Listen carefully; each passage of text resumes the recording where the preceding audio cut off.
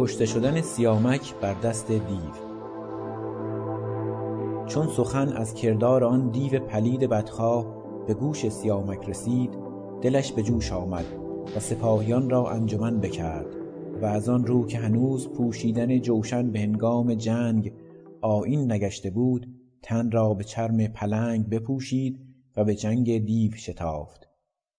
چون سپاهیان سیامک با سپاه دیو برابر گشتند، سیامک برهنه تن بیامد و در آن دیو بچه بیاویخت. لیکن آن دیو سیاه چنگ بر پشت سیامک بزد و او را بر زمین کوبید و با چنگال جگرگاه او را درید و بدین سان سیامک به دست آن دیو زشت کشته شد. چون کیومرث شاه از مرگ فرزند آگاه گشت، از آن اندوه گیتی بر او سیاه گشت.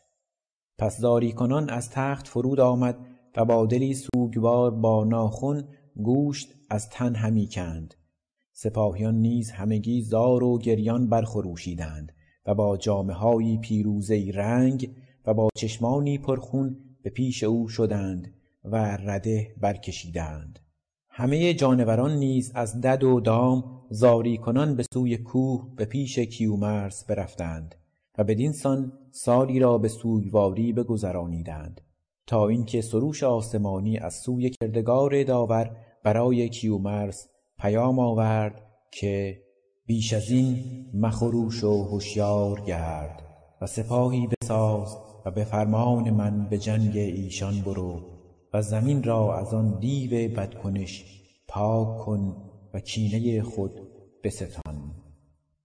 پس کیومرث نام یزدان را بخواند. پس آنگاه دیدگان را از اشک بپالود و به کین سیامک شتافت و از آن پس شب و روز آرام و خواب نتوانست.